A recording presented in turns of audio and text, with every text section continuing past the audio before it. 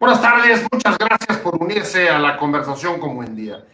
Más de 1,000 reservas se presentaron en el curso de la votación del presupuesto 2021 y me parece que es un buen termómetro del grado de desacuerdos que hubo entre Morena y la oposición respecto del paquete económico del próximo año. El presidente dijo que las diferencias que finalmente se saldaron con el voto, con la aplanadora de Morena y su coalición, se debían a que esta vez el presupuesto no tenía los moches para los estados, mientras que la oposición, directamente los gobernadores afectados, aunque el recorte fue general, dijeron que las reservas se debían a la falta de equidad en el presupuesto. ¿Quién tiene la razón en esto? ¿Cuál es finalmente la perspectiva de presupuesto que tenemos para 2021? Muchas gracias por estar con nosotros. Este es el tema que vamos a debatir esta noche con Luis Miguel González, el director editorial del Economista. Luis Miguel, un placer. Muchas gracias por estar con nosotros. Un privilegio, gracias. Un gusto compartir panel con Mariana, con Rodolfo, contigo. Por supuesto, Mariana Campos, directora de Investigaciones de Finanzas Públicas de México Evalúa. Muchas gracias, Mariana.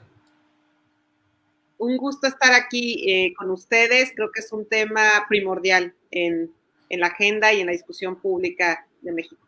Sin duda un tema primordial. Rodolfo de la Torre, del Centro de Investigaciones Espinosa Iglesias, muchas gracias también por estar con nosotros. Muchas gracias por la invitación, muchas gracias por estar en esta mesa de lujo y tenemos un problema severo en los próximos meses y quizás en los próximos años que hay que comenzar a analizar. Ahorita le vamos a entrar justamente a las problemáticas. Comienzo en el mismo sentido que los presenté. Luis Miguel, ya viste lo que pasó en la Cámara, el desacuerdo es enorme, ahí están la cantidad de reservas que hubo. Finalmente Morena y sus aliados con una votación logran mayoritear y sacar la mayor parte de ellas, incluso hacen que sus propios legisladores lo retiren. Pero me parece que es un buen termómetro de, como decía hace un momento, del desacuerdo y de la confrontación que hay en un tema tan crucial para el próximo año en este país. Es un termómetro del desacuerdo, de la confrontación, pero también un barómetro de la dificultad que implica hacer un presupuesto en este momento. Para México, yo diría, tienes la dificultad del año que es la pandemia, tienes las dificultades económicas y tienes un problema estructural que no se resolvió y es el gran ecualizador del presupuesto durante mucho tiempo fue la riqueza petrolera.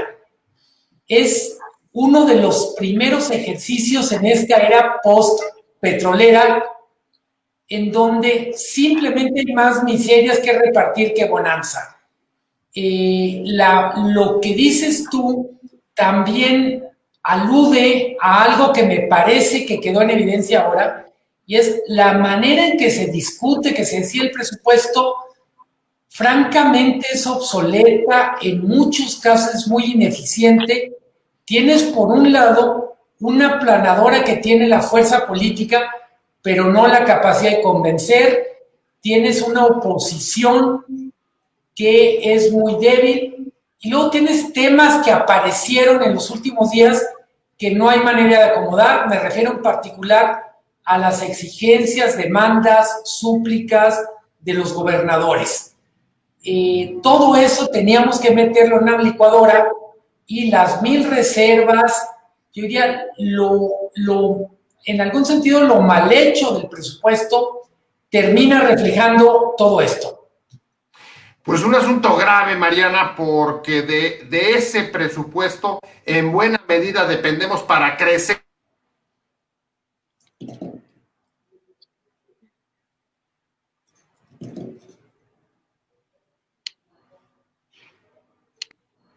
Nos dé justamente para poder crecer en B, como dice el presidente que lo estamos haciendo? Bueno, yo creo que primero que nada, me gustaría nada más abonar un poco a lo anterior. Me parece que sí, la discusión es muy obsoleta porque además de todo carecemos de instrumentos para discutir de manera eficiente.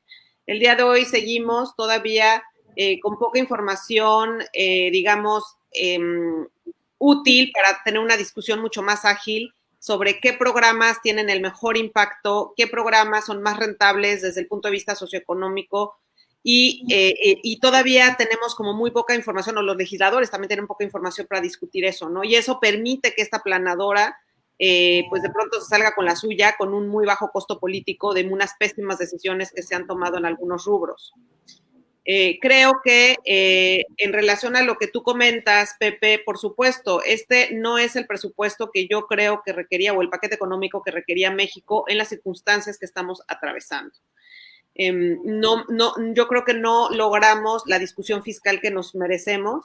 Era importante que la política fiscal se tomara como un instrumento para poder promover el dinamismo económico, y eso implicaba discutir asuntos relacionados con los impuestos. Eso lo estamos viendo en todos los países del mundo, en países desarrollados, en países en desarrollo, porque a través de ese instrumento tú puedes promover la actividad económica. Creo que la mezcla de impuestos posiblemente es otra la que tenemos que tener en este momento, y se dejó ese tema porque pues tú sabes que tiene costos políticos enormes, y pues quizás la prioridad es la elección de 2021.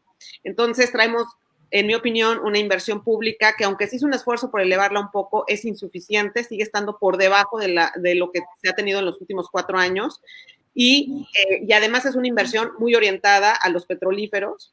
La mitad de la inversión se va a asuntos relacionados con Pemex, y creo que necesitamos inversión en las personas, en la salud, de entrada, en el contexto de COVID. ¿Cómo ves tú, Rodolfo? ¿Tú crees que esto nos pueda permitir un crecimiento en B, como está diciendo el presidente, una fuerte reactivación que nos devuelva, pues, digamos, a la senda del crecimiento en el próximo año, como dice el presidente?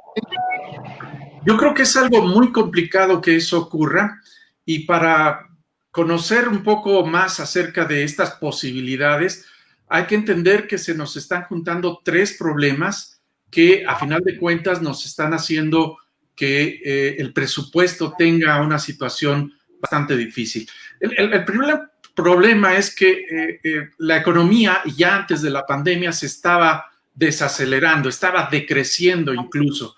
Y con ese crecimiento, pues también había una reducción en los recursos disponibles a pesar de los esfuerzos que ha hecho el sistema de administración tributaria. De ahí, en buena medida, las discusiones presupuestales. Los conflictos afloran cuando los recursos son pocos. En segundo lugar, las necesidades de la economía del país están aumentando por la coyuntura. Necesidades en salud, necesidades en educación, que ahora tenemos que administrarla a distancia, y también necesidades de los imprevistos, o hasta cierto punto imprevistos previstos de siempre, como por ejemplo las inundaciones en Tabasco.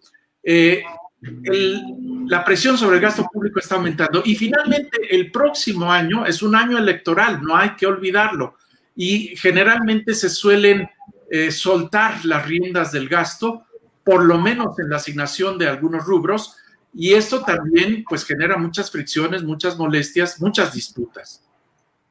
Pero voy contigo, Luis Miguel. Tú apuntabas, es un modelo viejo. El viernes pasado todavía los gobernadores estuvieron con los diputados tratando de que les escucharan y no se diera el recorte que entiendo es de alrededor del 8% de las participaciones federales a los estados. Y hoy, en medio de la discusión, lo que Morena dijo no solamente es que no los haya escuchado, como quizás sí ocurría con gobiernos anteriores, sino además dijo: no vamos a permitir que la oposición meta mano en este presupuesto. Es decir, no hay, digamos, absolutamente ninguna posibilidad de construir, digamos, a partir de las necesidades, ya no solamente de un partido político, sino de la pluralidad de necesidades que hay en el país. Hay dos vectores, por decirlo de alguna manera. Uno es el mapa político, partido en el poder y partidos de oposición. Pero hay otro vector que es al que apuntas tú, que está mal atendido y yo diría mal calibrado, y es el centro frente a los estados. Me preocupa en ese sentido que regiones enteras se vean como de oposición simplemente porque el gobernador es de un partido. Creo que parte de lo que es complejo de entender y explicar es el presupuesto a estados tiene 3 cajones. Uno es propiamente las participaciones, otros son programas especiales de las dependencias y otras son inversión directa del gobierno federal. La merma no solo es en participaciones, hay razones para suponer que a los 30,000 millones de merma que hay en participaciones tenemos que sumar menos inversión pública en forma de proyectos y menos acción, menos actividades de dependencias del gobierno, desde Secretaría de Cultura, Secretaría de Agricultura, etc. Entonces, digamos que está tan polarizado desde lo político, pero también está muy centralizado desde lo administrativo. En ese sentido, el tablero está lleno de focos rojos. A ver, un tablero lleno de focos rojos, pero preguntaría directamente, Mariana. Hoy las versiones que conocimos, independientemente de que nos falta información, en efecto, puntual para poder hacer una valoración, el presidente dijo, están protestando porque ya no les dimos moches a los estados, y los otros dicen, no es por moches, sino porque es inequitativa la repartición que está usted haciendo, porque el proyecto vino en efecto del Ejecutivo. ¿Cuál es tu opinión? ¿Es inequitativo o hay protesta por moches? Yo creo que es una mezcla lo que está pasando. O sea, es decir, me parece que nuestro pacto de coordinación fiscal viene arrastrando de verdad una ineficacia y una ineficiencia desde hace mucho tiempo. Y sí creo que en los años anteriores, a través de la transferencia de diversos fondos discrecionales del ramo 23, estos problemas, digamos, es como si tuvieras la pierna coja. Ese ramo 23 fungió como una muleta durante mucho tiempo, que te permitía, si tú quieres, mal caminar, pero caminar. Y eran los moches. Eran los fondos que en algunos casos estaban asociados a moches, sí. Y entonces, pues la verdad es que yo sí creo que eso ayudó a que, por ejemplo, los estados no recaudaran su tenencia. A partir de que empezaron a subir los fondos del ramo 23, los más discrecionales, como consecuencia del Pacto por México, la realidad es que los estados dejaron de cobrar la tenencia. El día de hoy tenemos alrededor de 12, 14 estados cobrándola, cuando en realidad son 32. Entonces sí creo que ha pasado, sí creo que ahí hubo, digamos, esta muleta que ayudó. Ahora, sí se fue quitando y eso sin duda ha dolido, porque como decía Luis Miguel, pues una parte del gasto federalizado tiene que ver con convenios y estos convenios son por programas o simplemente por fondos. Entonces, esa es una parte muy lastimada desde hace años. Yo no dudo que parte de lo que se reclame tiene que ver con que hay menos dinero y esa es una parte que se ha disminuido. Sin embargo, creo que el liderazgo de la federación debe ser otro. El liderazgo de la federación es, no voy a dar fondos que no estuvieran en la ley, hazle como puedas. Yo creo que el liderazgo de la federación es promover que los estados tengan un mejor desempeño, que puedan cumplir con sus mandatos también. Y en ese sentido, creo que tenía que haber habido una especie de fondos de compensación para los estados en este momento en donde los ingresos federales están muy lastimados. ¿Es un liderazgo autoritario ese? Me parece que es un liderazgo, pues es un liderazgo sí con un tinte autoritario, pero además es un liderazgo muy poco eficaz, porque lo que buscamos es responder problemas públicos y cumplir los derechos de los ciudadanos. Y creo que no se está aprovechando el mecanismo de coordinación fiscal y, en mi opinión, más que cerrar el ramo 23, estos fondos que se le daban de manera discrecional a los estados, tendríamos que haberlos regulado para un fin adecuado. Es decir, oye, el estado que promueva, podríamos hablar de muchos problemas públicos, entre ellos cómo se está atendiendo COVID, qué tan eficaces están siendo, ¿no? qué avances tienen en su desarrollo institucional que nos hace tanta falta, qué tanto están recaudando a nivel local. O sea, yo creo que hay mucho que incentivar desde la federación y creo que condicionar fondos a objetivos de política pública me parece algo muy legítimo en este momento y creo que es una herramienta que está desperdiciando el gobierno federal y que deja ver un liderazgo muy pobre. Somos un país con una herramienta tremenda, ¿no? Para hacer... Eso desde luego, Mariana, no se está haciendo, pero te preguntaría, en la misma línea, Rodolfo, ¿este presupuesto corrige o acentúa la inequidad?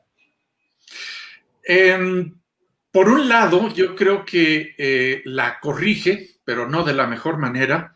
Por otro lado, la acentúa. Voy a lo siguiente. En términos de la distribución de los recursos de los estados, efectivamente hay una caída del gasto federalizado total, es decir, de lo que llega a las entidades federativas, de cerca del 9%.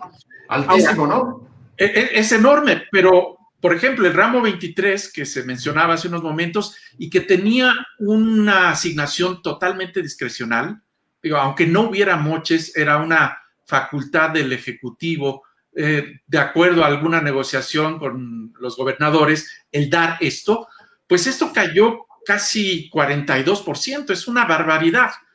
Ahora, en ese sentido, me parece que se está moderando efectivamente un fondo que era sumamente inequitativo por lo discrecional que había en ello.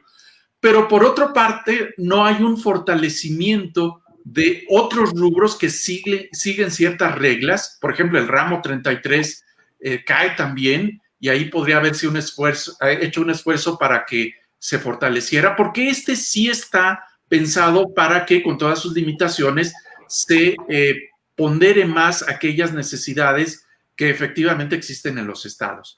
Ahora, si nos vamos a la asignación del presupuesto en términos de las funciones, pues lo que estamos viendo es que el gasto en desarrollo social alcanza a crecer 2.7% en el planteamiento del Ejecutivo, pero por otro lado se va a contraer en casi 3% el correspondiente a desarrollo económico.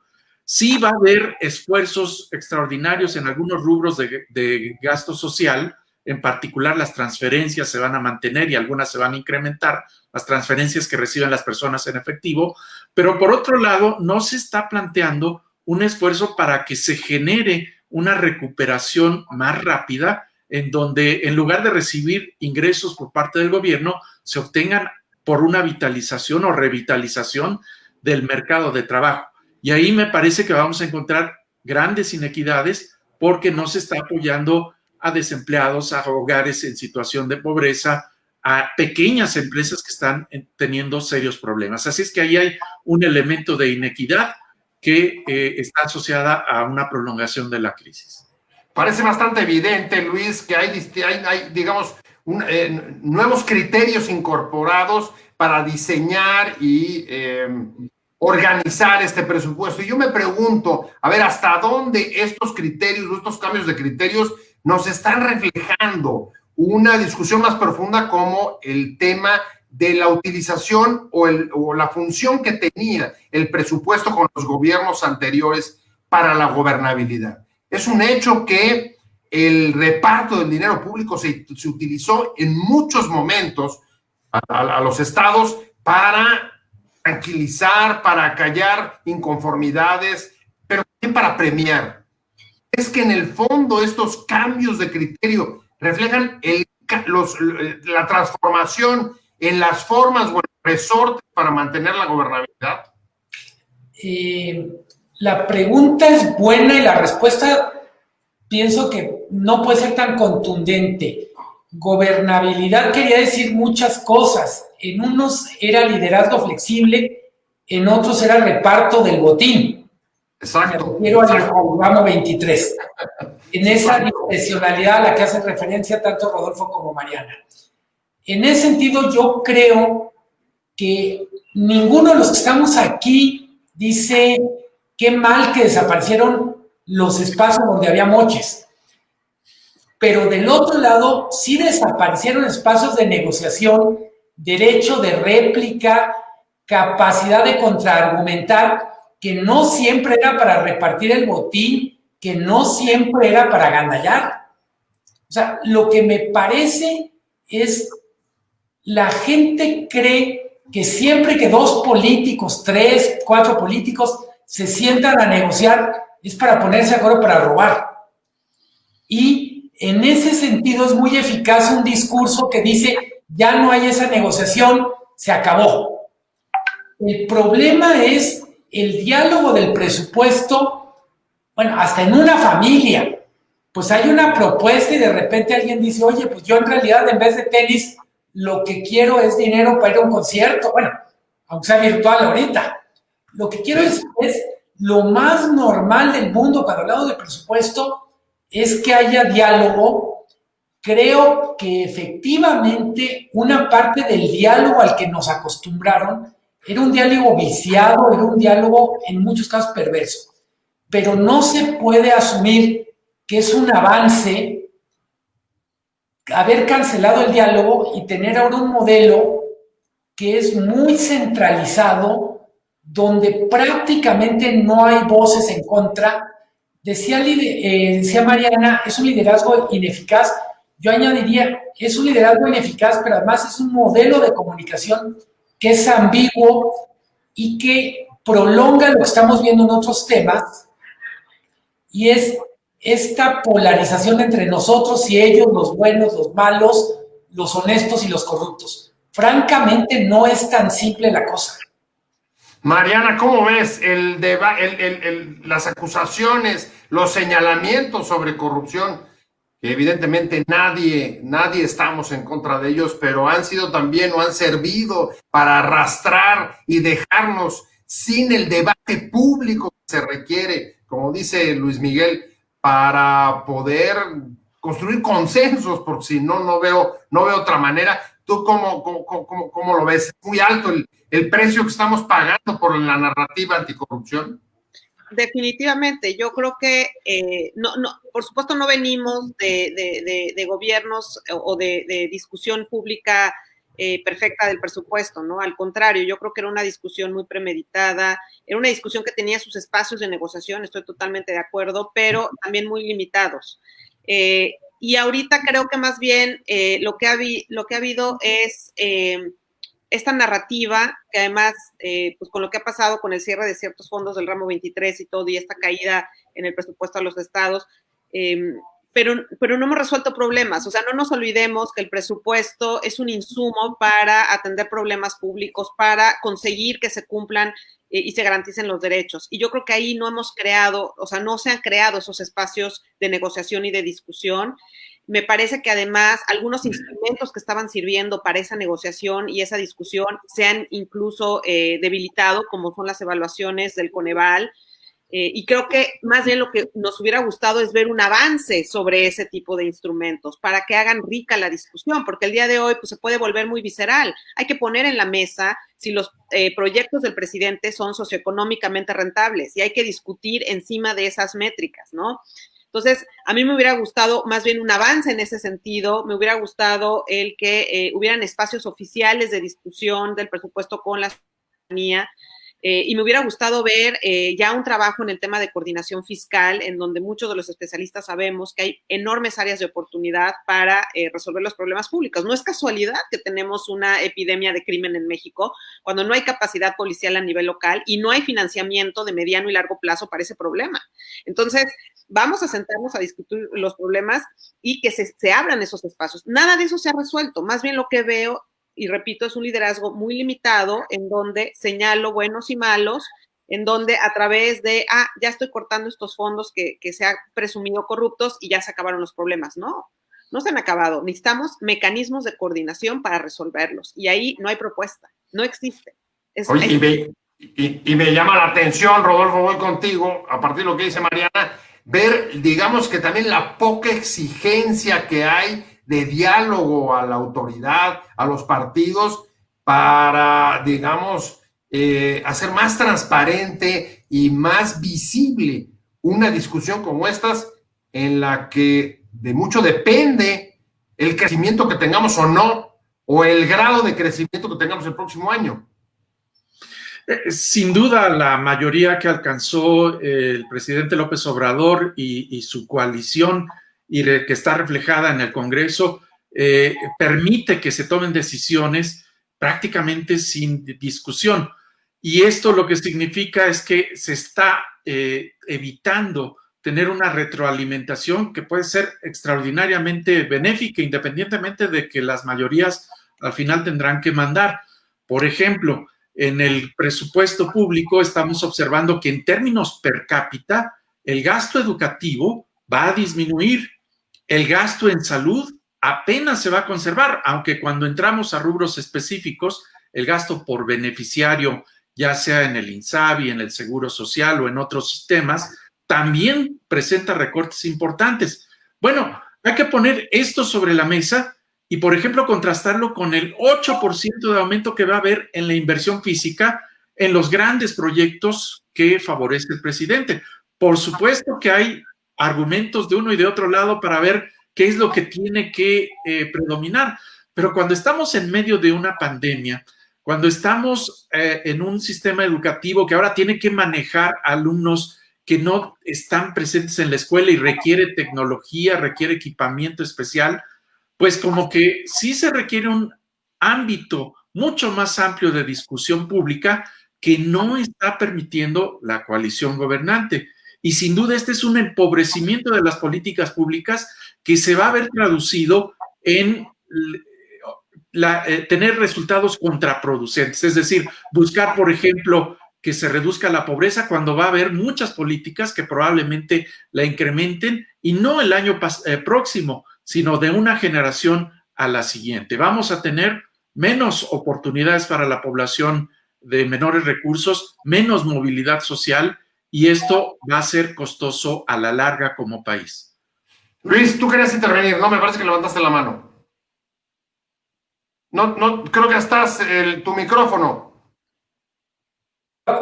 Hay una cosa que no dicen Mariana y Rodolfo, me corresponde quizá, pero es, en este diálogo está la clase política y yo diría, todas las administraciones han tenido la tentación de hacerle manita de puerco a sus opositores. Pero lo que sí creo que habíamos ganado como sociedad era que think tanks, tanques de pensamiento, como es México Evalúa, como es el Centro Espinosa Iglesias, participaran, enriquecieran la discusión. Yo eché de menos en este año que hubiera espacios para estos grupos, que la verdad es que en los últimos años enriquecieron mucho la discusión pública presupuestal. En ese sentido, digo, están las voces de los ciudadanos que pueden decir, oigan, en Tabasco nos hace falta infraestructura hidráulica, en Jalisco nos hace falta inversión en seguridad, en Guanajuato.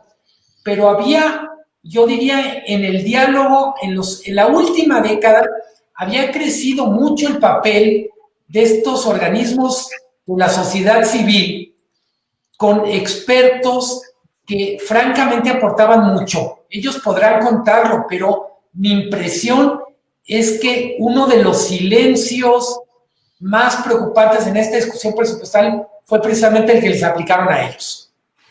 Mariana, Rodolfo, tengo que ir necesariamente con los dos después de lo que acaba de decir Luis Miguel y es, a ver, ¿ese silencio fue autoimpuesto o le cerraron espacios para poder participar o a qué se debe que en efecto se haya sentido mucho menos el peso de organizaciones de la sociedad civil que habían estado especializándose justo en el análisis y en el debate de los temas presupuestales?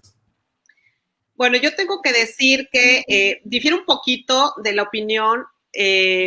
Siempre nos ha costado mucho trabajo estar presentes, siempre. O sea, eso nunca ha sido fácil. Y además en esta ocasión creo que nosotros vimos dos temas que nos preocuparon tremendamente, que fue el tema de fideicomisos, tremendo, un tema que me parece que hubo espacios desde hace tiempo, hubieron meses de discusión, muchas mesas con especialistas y no se tomaron en cuenta las recomendaciones, ¿no? Entonces eso pues desalienta mucho, por supuesto, Luis Miguel, eso desalienta muchísimo que en un tema tan delicado no se escuche, ¿no? El otro espacio que sí tuvimos invitación, fuimos a comentar incluso el dictamen y todo, fue la reforma al fondo de gastos catastróficos de lo que era el Seguro Popular, que ahora es INSABI. que se va a utilizar ese dinero, en mi opinión, de una manera inadecuada, porque pues queda abierto a la discrecionalidad, se va a disminuir este fondo y además se va a ir a financiar operación, no va a alcanzar. Sinceramente creo que es un criterio muy cortoplacista y tiene el riesgo de incrementar el gasto de bolsillo de muchas familias que están en la vulnerabilidad, ¿no? Entonces hubo discusión, fuimos, nos invitaron, pero no somos escuchados realmente. O sea, sí hay incluso más invitaciones a parlamentos abiertos, así se les llama, pero creo que está mal entendido el concepto. El parlamento abierto no es solamente ir a un foro, el parlamento abierto implica un proceso de co-creación de las reformas. Y en ese sentido le llaman parlamento abierto, pero solo es para ir al foro. Realmente no necesariamente se toman en cuenta las recomendaciones. Entonces, a lo que voy es, nos invitan a más de estos foros, pero en realidad no se toman en cuenta. Y creo que sí han sucedido por ahí algunos otros aspectos que han sido menos comentados públicamente, como la reforma a la ley de adquisiciones, donde sí hubo más involucramiento por parte de organizaciones civiles, donde se nos invitó a co-crear y hacer recomendaciones, cosa que la verdad no fue nada fácil este tema en el sexenio anterior. Pues ahí veo un avance, ¿no? Pero dado lo sucedido en fideicomiso, va a tener un impacto tremendo, y lo que está pasando en el Fondo de Salud y en el INSABI, pues híjole, es muy difícil soportar si estamos, ¿no? No puedo ver el avance concreto, sinceramente, porque me parece muy grave lo que está pasando en el tema de salud. ¿Cómo ves tú, Rodolfo? ¿Sientes que ha habido exclusión, digamos, no de los temas a lo mejor puntuales, como decía Mariana, en la ley de adquisiciones, pero sí en temas centrales como el debate, la discusión sobre qué y dónde pones el dinero para el próximo año? Mira, en el caso del Centro de Estudios Espinosa Iglesias, hemos tenido una interlocución con algunos ejecutores del gasto, algunos programas sociales, y de forma limitada, tal como lo plantea Mariana, pues hemos sido escuchados y en algunas ocasiones tomados en cuenta para algunos cambios puntuales. Yo recuerdo, por ejemplo, en el tema de la reforma educativa, o lo que se denominó la contrarreforma educativa, algunas cosas sobre educación superior nosotros comentamos y nos, fueron recibidas nuestras propuestas. En el caso de Jóvenes Construyendo el Futuro también. Con Mariana tuvimos la oportunidad de participar en las discusiones del presupuesto todavía el año pasado. Hubo espacio en donde la Comisión de Presupuesto escuchó, quizás no tomó tan en cuenta las propuestas, pero en este año nosotros solicitamos participar en este Parlamento abierto y simplemente no tuvimos respuesta. No nos dijo ni sí ni no, o ya no hay lugar, o si hay lugar, no hubo respuesta. O sea, ni te veo ni te escucho. Pues no quisiéramos pensar en esos términos, pero pues es el equivalente. Entonces, lo que queremos es que sí existan espacios mucho más formales, mucho más estructurados de discusión, y uno de ellos puede ser esta discusión que se ha hecho acerca del Consejo Fiscal. Ahí yo creo que habría una participación que no se reduciría a los miembros del Consejo. Pero este sí está avanzando, por ejemplo. Pues sí, Ese pero sí no puedo decir hasta qué punto, porque tiene muchísimas limitaciones, tiene muchas ataduras, y ese avance, pues a ver a qué nos conduce en términos efectivos. Pues sí, ahí de las que ha empujado duro es Mariana, me consta. Se aprobó ahorita la definición de un instituto de estudios de la hacienda pública en la ley del Congreso. Es la primera vez que tenemos la oficina de presupuesto de finanzas públicas ya descrita en una ley, porque la actual no existía en una ley. Y además se le da una descripción bastante buena, en mi opinión, porque habla de que esta oficina tiene que tener un análisis de mediano plazo, habla de que tiene que ser apartidista, habla de que tiene que tener personal que cumpla con ciertas características, pero sobre todo habla de que sus lineamientos tienen que estar en su propia ley. Entonces, esto da una esperanza de que eventualmente esta oficina tenga su propia ley. Eso es muy importante. Los consejos fiscales en el mundo, el 90% están definidos en una ley para poderles dar características parecidas a las de una auditoría superior de la Federación, por ejemplo, aquí en México, ¿no? Es decir, que tenga autonomía técnica, presupuestaria y de gestión. Entonces, me parece que hay un paso adelante, hay mucho todavía que hacer para que tenga eventualmente su propia ley y que eventualmente eso se cumpla, ¿no? pero coincido con Rodolfo, o sea, creo que ese debe ser un ámbito formal de discusión y especialmente de personas con experiencia en el tema que puedan tener un diálogo con esta oficina que en teoría se espera como una evaluación de las finanzas públicas, ¿no? Que pueda ser objetiva. Entonces, pues, un pequeño avance. A mí se me está acabando el tiempo, pero levantaste la mano, Luis Miguel, vienes. Es muy rápido. Cuando yo hacía énfasis en involucrar a miembros de la sociedad civil, expertos, tiene mucho que ver con una cosa. El presupuesto 2021, para mí deja muy claro, es un presupuesto con pocas ideas, con mucha ideología, con pocas soluciones. Evidentemente, la solución a tener pocas ideas, a una situación donde hay pocas ideas, es más diálogo, más actores. Reconozco a los políticos como representantes legítimos. Ganaron una elección o su proceso electoral, pero no son los únicos que pueden resolver esto. Y para decirlo con todas las letras, estamos metidos en un hoyo muy grande. No hay recursos y los pocos que hay están mal asignados. Y yo te preguntaría finalmente, para cerrar con esto y tomando tu intervención, a ver, es un presupuesto de emergencia, es el presupuesto también del año del COVID, que va a permanecer los estragos en la crisis económica durante todo el próximo año. ¿Está a la altura, Luis Miguel? ¿Te parece que todo esto que se ha descrito en el programa, falta de diálogo, falta de ideas, nos llevan a tener un presupuesto pues que sea totalmente no responda a las necesidades de la crisis económica por COVID? Es un presupuesto muy pequeño para un año muy complicado. Y no me refiero a pequeño en el monto, 6.3 billones, sino chato de miras. Me parece un presupuesto miope, me parece un presupuesto que no asumió el resto de ser más imaginativo, literalmente más audaz. ¿Cómo ves, Mariana? La misma pregunta. ¿Cómo lo calificarías tú? Totalmente. Yo creo que es un presupuesto desperdiciado.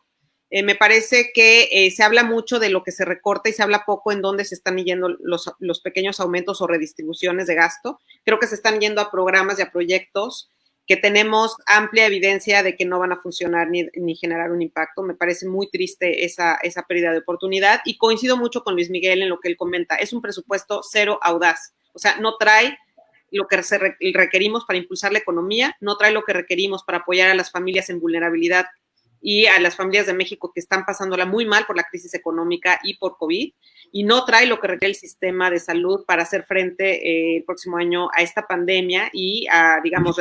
¿Ni siquiera el gasto social es un paliativo frente a eso?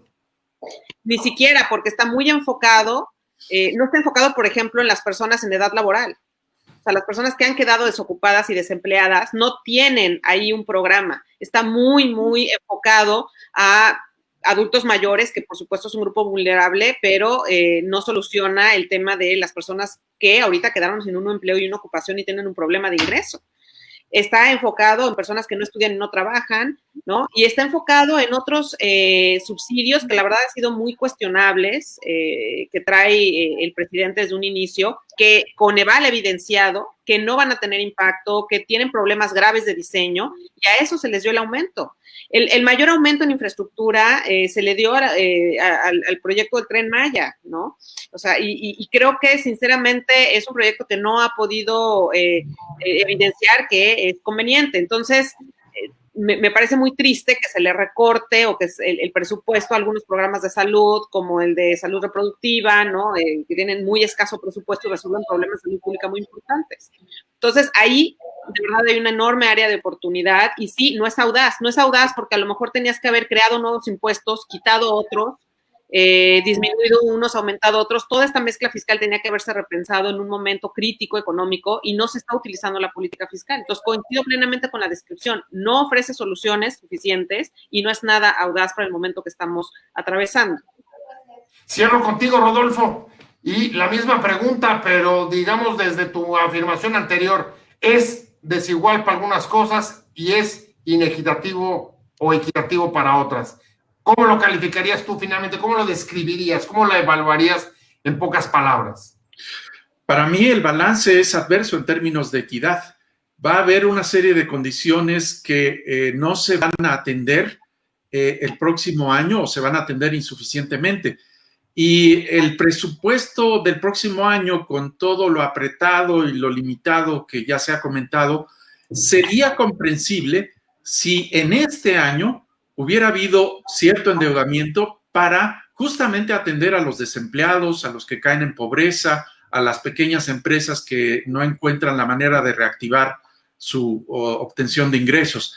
E insisto, el presupuesto del próximo año activa algunos elementos de transferencias de efectivo, pero justamente en periodo electoral. Así es que va a recaer la sospecha de si no se está repitiendo lo que está bien documentado en años anteriores, y es la existencia de un ciclo político presupuestal, en este caso más modesto, con las asignaciones correspondientes, pero a final de cuentas no atendiendo los problemas de fondo que es los temas de equidad y de emergencia.